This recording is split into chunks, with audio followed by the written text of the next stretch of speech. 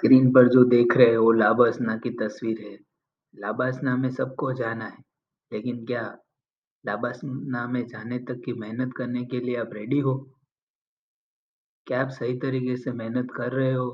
सिर्फ सपने देखने से कुछ नहीं होता। उन सपनों में आपको जान डालनी पड़ेगी, मेहनत करनी पड़ेगी, खून पसीना एक करना पड़ेगा, रात को जागना पड़ेगा, नींद को त्यागना पड़ेगा, दिल में जुनून और जज़्बा दोनों रखना पड़ेगा, खुद पर विश्वास रखना पड़ेगा। सच्ची मेहनत और लगन से आप पहुँच पाओगे लाबसना। ऐसे ही आप थोड़ी बनोगे स्टील फ्रेम ऑफ इंडिया। उसके लिए मजबूत और तगड़ी मेहनत भी करनी पड़ेगी क्योंकि आप आईएएस बन के आपको सिर्फ सोना नहीं है, आईपीएस बन के सिर्फ आपको सोना नहीं है, आपको और मेहनत करनी है। आज जो कर रहे हो उससे 100 गुना मेहनत करनी है क्योंकि भारत की 142 करोड़ जनता की जवाबदारी आप पे आने वाली है। वो कोई छोटी बात नहीं है, उसके लिए मेहनत भी बड़ी लगेगी। तो क्या आप तैयार हो मेहनत करने के लिए? क्या आप दिल से प्रिपरेशन कर रहे हो या सिर्फ दिखावे के लिए कर रहे हो? इस वीडियो में मैं आपको कुछ स्टेप्स दिखाऊंगा जिससे आप आपकी प्रिपरेशन अच्छे से कर सकते हो। मैं ज़्यादा कोई ज्ञान नहीं दूंगा। चलो वीडियो स्टार्ट करते हैं। नाबासना का मोटो है सीलम परम भूषणम। आपका सील ही आपका आभूषण है, तो उसे हमेशा बचाए रखिए और उसे मजबूत रखिए। वही एक सच्चे सिविल सर्वेंट की निशानी है। अब मैं आपको कुछ इम्पोर्टेंट पॉइंट्स बताऊंगा जिसे हम वीडियो में आगे डिस्कस करेंगे। जो प्रिपरेशन में बिगिनर है उनको सबसे पहले सिलेबस को रीड करना है। लोग 1-2 साल तक यूपीएससी की तैयारी करते हैं लेकिन उनको सिलेबस ही नहीं पता होता। सिलेबस की एक-एक लाइन, एक-एक वर्ड आपको याद होना चाहिए, आपको रट्टा मार लेना है। सिलेबस ही नहीं पता है तो आप कैसे प्रिपरेशन करोगे? फिर बोलोगे कि यूपीएससी तो समंदर जैसा है, तो समंदर ही लगेगा ना क्योंकि आपको सिलेबस ही नहीं पता है। सिलेबस बहुत अच्छी तरीके से वेल डिफाइन है। तो आपको पहला स्टेप वही करना है कि आपको सिलेबस उठाना है, उसे 4, 5, 10, 20 बार जितनी बार हो पढ़ लो। पॉइंट नंबर 2 है कि आपको प्री एंड मेंस दोनों की प्रिपरेशन साथ में ही स्टार्ट करनी है। पहले प्री की प्रिपरेशन करेंगे, फिर प्री क्लियर होगा तो मेंस की करेंगे, तब आपके पास टाइम नहीं होगा और आप विशियस सर्कल में फँस जाएँगे। तो आपको दोनों की प्रिपरेशन साथ में ही करनी है। पॉइंट नंबर 3 है लिमिट योर रिसोर्सेस। आपको पूरी लाइब्रेरी नहीं खड़ी करनी, आपको सिलेबस में जो दिया गया है उसी के रिलेटेड आपको पढ़ना है। बहुत सारी बुक्स इकट्ठी करके लाइब्रेरी नहीं बनानी है। फिर बाद में वो रिवाइज़ भी नहीं कर पाओगे और उसको देख के ही आपको डर लगेगा। बेसिक बुक्स है एनसीईआरटी, उसके बाद एक स्टैंडर्ड बुक ले लो, बस खत्म। और करंट पे फोकस करो। ये 3 चीज़ें ही फॉलो करनी है। पॉइंट नंबर 4 है सिलेक्ट ऑप्शनल केयरफुली। आपको किसी को फ्रेंड को देख के ऑप्शनल नहीं लेना है। ऑप्शनल सब्जेक्ट आपका वाइटल रोल प्ले करता है, तो आपको उसको अच्छे से सिलेक्ट करना है। उसका सिलेबस पढ़ना है, उसके रिसोर्सेज, स्टडी मटेरियल की अवेलेबिलिटी को भी देखना है। आप सेल्फ स्टडी कर रहे हो या कोचिंग में जाके स्टडी कर रहे हो वो भी देखना है। उसके लिए आप प्रीवियस ईयर्स के मेंस के ऑप्शनल के पेपर्स भी एक बार चेक कर लेना कि उसमें क्वेश्चंस कैसे पूछे जाते हैं और वेल अवेयर तरीके से ऑप्शनल को चूज करना। पॉइंट नंबर 5 है प्रॉपर स्टडी प्लान। आपको एक स्टडी प्लान बनाना है कि आज मैं दिन में क्या-क्या टॉपिक्स कवर करने वाली हूँ या वाला हूँ। आपको ऐसे ही कोई बुक उठा के नहीं बैठ जाना है कि इसको मुझे खत्म करना है। नहीं, आपको सिलेबस लेना है, उसका टॉपिक लेना है और उसके हिसाब से आपको स्टडी करना है। और वो टॉपिक में प्री में क्या पूछते हैं, मेंस में क्या पूछते हैं, उस हिसाब से आपको दोनों की प्रिपरेशन कंबाइन करनी है। छठा पॉइंट है mock test for pre and mains both. पहले 2-3 महीने आपको सारा बेसिक नॉलेज सिलेबस में जो है उसके पॉइंट्स कवर कर लेने हैं। फिर आपको आंसर राइटिंग स्टार्ट करना है। जब प्री आने वाली हो उसके 3 महीने पहले से आपको प्री के मॉक टेस्ट देना है। यही स्ट्रैटेजी आपको फॉलो करनी है, तो आप प्री क्रैक क्रैक कर लोगे। और जैसे ही प्री खत्म होती है तो फिर आपको मेंस के मॉक टेस्ट ज़्यादा देने हैं, क्योंकि आपने आंसर राइट ही स्टार्टिंग के 3 महीने के बाद स्टार्ट कर दिया था। अवॉइड डिस्ट्रैक्शंस, आपको डिस्ट्रैक्शंस को अवॉइड ही करना है। उसमें सबसे बड़ा रोल है मोबाइल का। उसको यूज़ करने का एक सेट टाइम रख देना है कि मैं रात को 8 से 9 बजे के बीच में ही मोबाइल टच करूँगा। आपको सोशल मीडिया मीडिया से कट ऑफ नहीं होना है, लेकिन उसका मिनिमल यूज़ करना है। पॉइंट नंबर 8 है प्रॉपर डाइट एंड हेल्थ। कई लोग क्या करते हैं, यूपीएससी या कोई भी एग्ज़ाम की प्रिपरेशन में इतना खो जाते हैं कि खाना-पीना भी नहीं खाते। घर के लोग भी बोलते हैं कि मेरा बच्चा तो खाना ही नहीं खा रहा है। क्यों भई? खाना क्यों नहीं खाना है? खाना खाओगे तभी तो आप ऊर्जावान रहोगे, आपके में एनर्जी ही नहीं रहेगी, तो आप क्या स्टडी करोगे?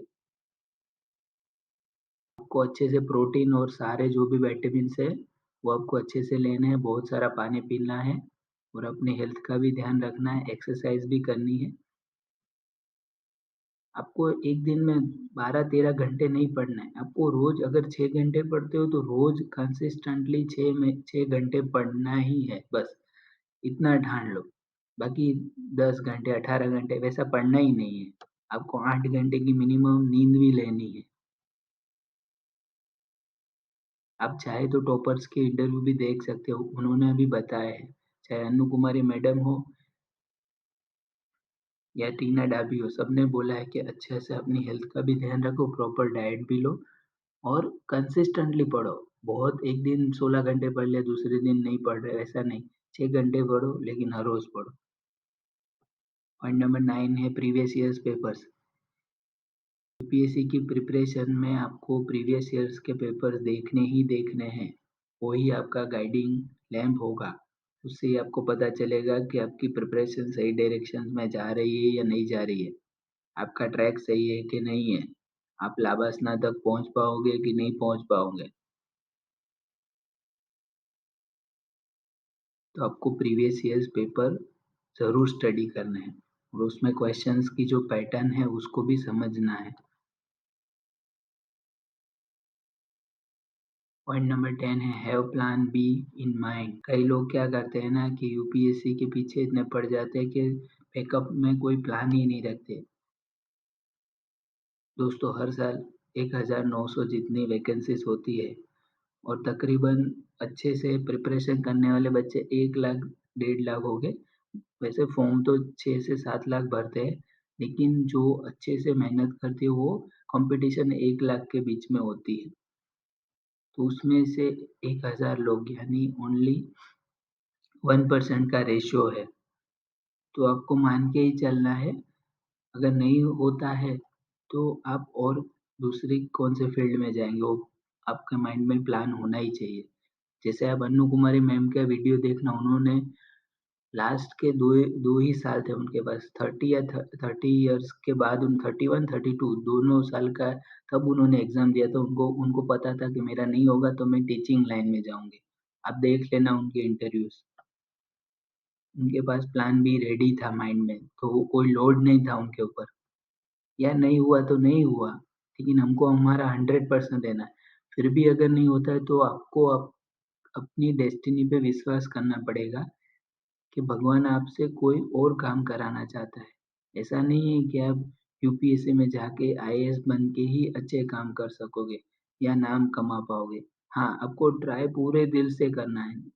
जितनी बार अगर आपके अटेम्प्ट है उतना आप कर लो, लेकिन आपको प्लान बी भी रेडी रखना है, क्योंकि सारे बच्चे आईएएस नहीं बनेंगे और आईएएस तो 100 ही सीट होती है, उसका चांस तो और कम है। Purpose for choosing civil service, आपके माइंड में आपका पर्पस क्लियर होना चाहिए कि मुझे सिविल सर्विस में क्यों जाना है। क्योंकि आप सिविल सर्विस में जाकर राजा नहीं बनोगे, आप पब्लिक के सेवक सेवक बन के जाने वाले हो। तो आपको लोगों की सेवा करनी है, उनके इश्यूज़ सॉल्व करने हैं। आपका पोस्टिंग कहीं भी हो सकता है, इंटीरियर में भी हो सकता है, कोई भी स्टेट में हो सकता है, उस स्टेट के कोई भी जिले में हो सकता है। तो आपको वो सारी बातें अपने माइंड में रख के सिविल सर्विस में जाने का आपका पर्पस डिफाइन होना चाहिए, वही आपका मोटिवेटिंग फैक्टर बनेगा। बाकी गाने सुनने से, मोटिवेशनल स्पीच सुनने से कुछ नहीं होगा। अगर आपका सिविल सर्विस में जाने का पर्पस सही है, तो आपको कोई नहीं रोक सकता यूपीएससी क्रैक करने से। अगला पॉइंट है लर्न फ्रॉम योर मिस्टेक्स। अगर आपने एक अटेम्प्ट दिया है, आपका प्री क्लियर नहीं हुआ है, तो आप सेकंड अटेम्प्ट देने जाओ, तब तक आपको आपकी मिस्टेक्स पता होनी चाहिए कि मेरी कहाँ पे गलती थी। क्या मैंने सही से पढ़ा नहीं था? क्या मैंने सही से रिवीजन नहीं किया था? क्या मैंने मॉक टेस्ट कम दिए थे? क्या मैंने मॉक टेस्ट का एनालिसिस अच्छे से नहीं किया था? क्या मैंने स्टैटिक पार्ट अच्छे से नहीं पढ़ा था? क्या मैंने करंट अच्छे से नहीं पढ़ा था? कहाँ पे मेरी गलती है, वो आपको ढूँढनी है और उसे दूसरी बार रिपीट नहीं करनी है। नेक्स्ट पॉइंट है एक्सेप्ट योर फेलियर्स। कई बार क्या होता है ना कि जो कॉलेज में टॉपर होते हैं, स्कूल में टॉपर होते हैं, वो लोग प्री में अटक जाते हैं। वो जैसे ही अटेम्प्ट देते हैं तो उनका प्री क्लियर नहीं होता है। तो वो लोग फ्रस्ट्रेट हो जाते हैं कि हम तो टॉपर थे, हमसे नहीं हुआ। आपको ये कोई बात की चिंता करने की ज़रूरत नहीं है। यूपीएससी ऐसी एग्ज़ाम है, वो सबको लेवल प्लेइंग फील्ड देती है, सबको एक तरह से ही तोलती है। तो अगर आप उसमें फेल हुए, वो फेल नहीं है, उसका मतलब है फर्स्ट अटेम्प्ट इन लर्निंग। तो आपका ये यूपीएससी के लर्निंग में पहला कदम था।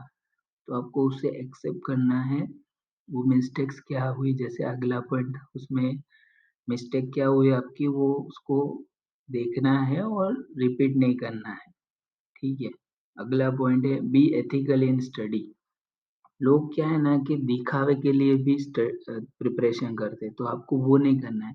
आपको दिल से तैयारी करनी है। आपको अपने जो एथिक्स का पेपर आता है ना, तो वैसे ही आपको स्टडी में भी एथिकल रहना है। अगला पॉइंट है डू सेल्फ स्टडी। आज कोचिंग कोचिंग अगर आपको रिक्वायर्ड है, तो आप उसमें जाइए, आप अफोर्ड भी कर सकते हो तो भी चाहिए। लेकिन most of the content online available ही है। अन अकेडमी जैसे कितने सारे प्लेटफॉर्म्स हैं जो फ्री में आपको बहुत सारा ज्ञान देते हैं, यूपीएससी रिलेटेड आपको बताते हैं। तो आप सेल्फ स्टडी भी घर पे बैठ के कर सकते हैं। आपको सिर्फ सिलेबस देखना है, सिलेबस के जो टॉपिक्स है उसका ही अच्छे से स्टडी करना है। प्रीवियस ईयर पेपर्स देख लीजिए, उसमें से आपको आइडिया आ जाएगा। ये बड़ा इंटरेस्टिंग पॉइंट है, decide attempt you want to give. जैसे आप जनरल कैटेगरी से हो तो आपको 6 अटेम्प्ट मिलते हैं। तो आपको पहले से डिसाइड कर देना है ये यूपीएससी की जर्नी में जाके कि मैं 2 अटेम्प्ट या 3 अटेम्प्ट फुल फ्लेज दूंगा। मैं अच्छे से तैयारी करूंगा, दिन रात एक कर दूंगा, जितना हो सकेगा उतना अपना बेस्ट दूंगा। लेकिन अगर 3 अटेम्प्ट में मेरा क्लियर नहीं होता है, तो चौथे अटेम्प्ट को देते समय मैं मेरा प्लान बी को वर्कआउट कर लूंगा। क्योंकि आपकी एज भी बढ़ रही होगी, आपका फैमिली प्रेशर भी बढ़ेगा। तो आपको सारी बातें माइंड में रख के आगे डिसाइड करना है। क्योंकि before becoming a civil servant आप के में वो क्वालिटीज होनी चाहिए प्लानिंग की। आपको प्लान करके रखना है कि लाइफ में भले ही प्रॉफिट ना हो, लेकिन लॉस तो नहीं जाना चाहिए। तो आपको अपने प्लान भी एक्टिवेट कर देना है 3 अटेम्प्ट के बाद। नेक्स्ट पॉइंट है after fourth attempt give other exam also for plan B. एक दूसरा रास्ता है कि आपने 3-4 अटेम्प्ट्स दे दिए, आपका प्रिपरेशन बहुत ही अच्छा हो गया होगा, भले ही आप यूपीएससी क्लियर नहीं कर पा रहे हो, क्योंकि इसमें वैकेंसीज भी कम होती है और कंपटीशन भी ज़्यादा होता है। तो आप दूसरी जो स्टेट पीसीएस है, बैंक्स पीओ है, ऐसे बहुत सारे एग्जाम्स आप दे सकते हो। तो आपको वो ज़रूर देनी है दोस्तों, क्योंकि वहाँ पे भी अगर एज फैक्टर आ जाएगा तो फिर आप नहीं दे पाओगे। तो सर आप 21 या 22 साल में ग्रेजुएट हो जाते हो, तो 26 साल तक आप 4 अटेम्प्ट यूपीएससी के दे दीजिए और 26 साल के बाद आप स्टेट पीसीएस और अदर एग्जाम्स को भी टारगेट कीजिए। नेक्स्ट पॉइंट है ट्रस्ट योरसेल्फ। यूपीएससी प्रिपरेशन में सबसे बड़ी बात है कि हम हमारा खुद पे से ही विश्वास खो देते हैं। आपको अपने आप पे विश्वास होना चाहिए कि मैं मेरा 100% दे रहा हूँ, जो रिक्वायर्ड चीज़ें हैं वो मैं कर रहा हूँ, मैं मॉक टेस्ट दे रहा हूँ, मैं रिविज़न कर रहा हूँ, मैं टाइम वेस्ट नहीं कर रहा, मैं लिमिटेड रिसोर्सेज़ में ही पढ़ रहा हूँ। तो आपको खुद के पे ट्रस्ट होना चाहिए कि मैं ये एग्ज़ाम क्लियर करूँगा, भले देर लगेगी लेकिन मैं करूँगा। तो आपको अपने पे विश्वास रखना है। नेक्स्ट जो पॉइंट है, enjoy the process plus life. दोस्तों, ये लाइफ हमें एक बार मिली है, आपको उसको एन्जॉय करना है और जो आपकी यूपीएससी की जर्नी है उसको भी एन्जॉय करना है।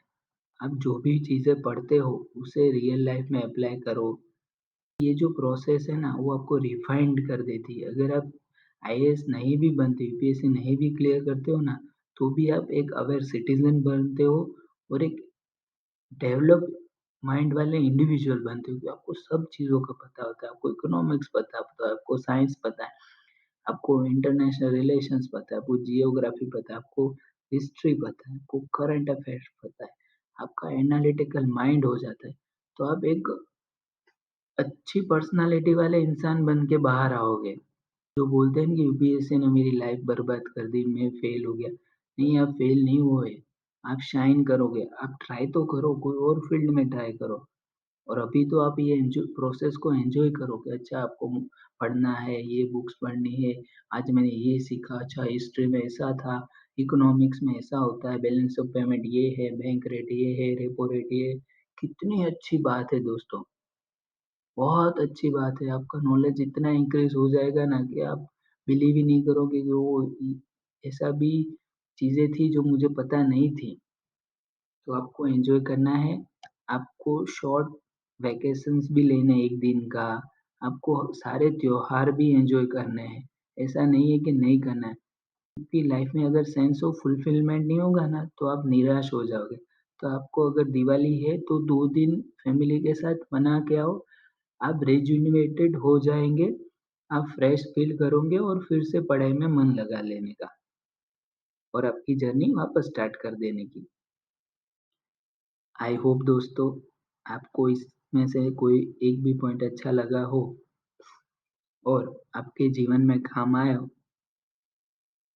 एंड हम भगवान से प्रार्थना करते हैं कि जो आपको स्क्रीन पे दिख रहा है LBSNAA LBSNAA, Lal Bahadur Shastri National Academy of Administration में आप सभी का दाखिला हो, आप सब वहाँ पहुँचे, आपकी यूपीएससी की जर्नी सक्सेसफुल रहे, आप आईएएस आईपीएस बन के सही में स्टील फ्रेम ऑफ इंडिया बने, लोगों की सेवा करें,